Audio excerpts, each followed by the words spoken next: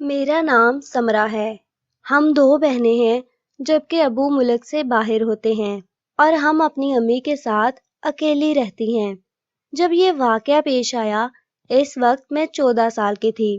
اس وقت میں 7ویں کلاس کی طالبہ تھی جبکہ میری بڑی بہن غزالہ 16 سال کی تھی اور 10ویں جماعت میں پڑھتی تھی۔ ان دنوں ہمارے گھر ایک مہمان آیا جس کا نام قدیر تھا اور وہ امی کا کزن تھا۔ اس کی عمر 23 سال ہوگی۔ امی نے بتایا کہ یہ تمہارا ماموں ہے، کچھ وقت نہ ہمارے ساتھ رہے گا کیونکہ اس کا گھر دور تھا۔ وہ ہمارے شہر کام کے سلسلے میں آیا تھا۔ قدیر ماموں خارج سے خوبصورت تھے۔ وہ صبح ہوتے ہی کام پر چلے جاتے اور شام کو واپس آتے تھے اور ہم دونوں بہنوں کے ٹیوشن پڑھاتے تھے۔ امی کافی خوش تھیں کہ چلو مفت میں ہم دونوں بہنوں کو تعلیم مل رہی ہے۔ رات کا کھانا کھا کر قدیر ماموں سونے کے لیے چھت پر چلے جاتے تھے۔ چھت پر ایک کمرہ تھا، میں نے وہ کمرہ ماموں کو دے رکھا تھا۔ اکثر ہم رات کو تینوں چھت پر ان کے کمرے میں چلے جاتے اور دیر تک گپ شپ کرتی رہتی تھی۔ یوں سمجھ لیں کہ ہماری پوری زندگی میں رونق آ گئی تھی۔ ہر ہفتے کی رات ماموں کھانا ہمیں باہر کھلانے لے جاتے تھے۔ کھانے کے بعد ہم پارک میں چلے جاتے اور رات کو کافی دیر تک واپس آتی، چونکہ اگلے دن ہمیں اسکول سے اور ماموں کو کام سے چھٹی ہوتی تھی، اس لیے ہم دیر تک سوئے رہتے تھے اور پھر امی گرما گرم ناشتہ تیار ملتا جو امی نے ہمارے لیے بنا کر رکھا ہوتا تھا۔ ایک رات ایسے ہی امی کچن میں کھانا بنا رہی تھی۔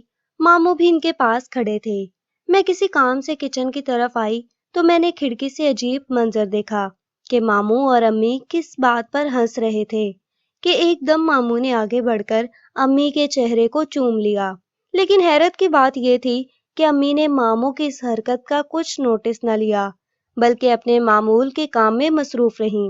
میں زیادہ بڑی تو نہیں تھی لیکن اتنی نادان بھی نہیں تھی۔ مجھے معلوم تھا کہ قدیر ماموں امی کا سگا بھائی نہیں ہے بلکہ وہ رشتے میں اس کا کزن لگتا تھا۔ اس دن سے میرے دل میں دونوں کے بارے میں شک پیدا ہو گیا، پر میں نے اپنی ان پر نظر رکھنا شروع کر دی تو مجھے معلوم ہو گیا کہ وہ اس طرح کی حرکتیں اکثر ایک دوسرے کے ساتھ کرتے ہیں۔ میرے لیے یہ پریشان کن بات تھی۔ میں جانتی تھی کہ میرا باپ اگر گھر ہوتا تو امی کبھی بھی قدیر ماموں کے ساتھ اس قدر بے تکلف نہ ہوتی۔ پھر ایک رات میں کسی کام سے اس کے پاس گئی تو وہ اپنے کمرے میں موجود نہیں تھی۔ ان کا بستر خالی تھا۔ میں کچھ دیر کمرے میں انتظار کرتی رہی لیکن وہ نہ آئی تو مجھے شک ہوا کہ ماموں کمرے میں گئی ہوں گی۔ یہ خیال آتے ہی میری چھٹی حس بیدار ہو گئی۔ میں نے سوچا کہ وہ لازمی اوپر ماموں کے کمرے میں گئی ہوں گی، حالانکہ وہ اکیلی اوپر دبے قدموں سیڑھیاں چڑھ کر چھت پر گئی۔ ماموں کے کمرے کی لائٹ بند تھی۔ اگر لائٹ چلتی ہوتی تو روشن دان میں سے نظر آ جاتی۔ میں کمرے کی کھڑکی کے پاس آئی اور کان لگا کر اندر سے آوازیں سننے کی کوشش کرنے لگی۔ جلد ہی مجھے ان کی آواز سنائی دی۔ وہ ماموں سے کہہ رہی تھی کہ مجھے اب جانے دو۔ اگر میری کوئی بیٹی اٹھ گئی تو مجھے بستر پر نہ پا کر وہ چھت پر آ جائے گی، اور اگر اس نے مجھے تمہارے کمرے سے نکلتے دیکھ لیا تو نہ جانے کیا سوچے گی۔ لیکن ماموں کا اصرار تھا کہ دونوں لڑکیاں سو چکی ہوں گی اور اب صبح سے پہلے نہیں اٹھیں گی، اس لیے تم ابھی میرے پاس ہی رک جاؤ، اور مزید بھی کچھ ایسی باتیں کی جسے سن کر میں شرم سے پانی پانی ہو گئی۔ اب تو شک کی گنجائش ہی نہیں تھی۔ میری ماں قدیر ماموں سے غلط تعلقات میں تھی۔ کچھ دیر وہاں رکی اور خاموشی سے واپس اپنے کمرے میں آ گئی۔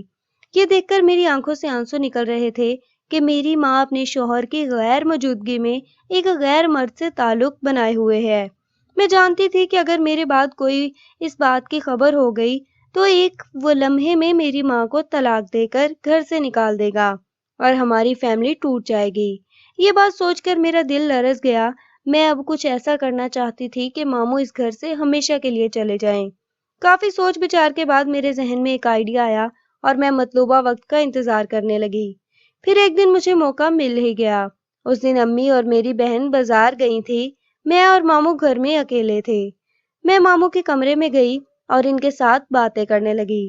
تھوڑی ہی دیر میں دروازہ کھلا اور امی گھر میں داخل ہوئی تو میں نے اچانک اپنے کپڑے پھاڑ ڈالے اور میں شور مچاتی ہوئی ماموں کے کمرے سے باہر نکلی۔ میری امی اور بہن نے پوچھا کہ کیا ہوا، تمہارے کپڑے کس نے پھاڑے اور تمہاری یہ حالت کس نے کی؟ تو میں نے روتے ہوئے کہا کہ میں ماموں کو چائے کا پوچھنے گئی تھی تو انہوں نے میرے کپڑے پھاڑ ڈالے اور میرے ساتھ برائی کرنے کی کوشش کی ہے۔ حیرت اور پریشانی سے ماں کا منہ کھلے کا کھلا رہ گیا اور وہ ماموں کو برا بھلا کہنے لگی کہ تم نے مجھے اور میری بیٹیوں میں کوئی فرق نہیں رکھا، ابھی کے ابھی یہاں سے دفع ہو جاؤ۔ انہوں نے ماموں کی ایک بھی نہ سنی اور دھکے مار مار کر گھر سے نکال دیا۔ میری سمجھ میں اس دن یہ بات آئی کہ ایک ماں کا کردار جیسا بھی ہو، وہ اپنی بیٹی کے معاملے میں بہت حساس ہوتی ہے۔ خیر جو بھی تھا، میرا مقصد پورا ہو چکا تھا۔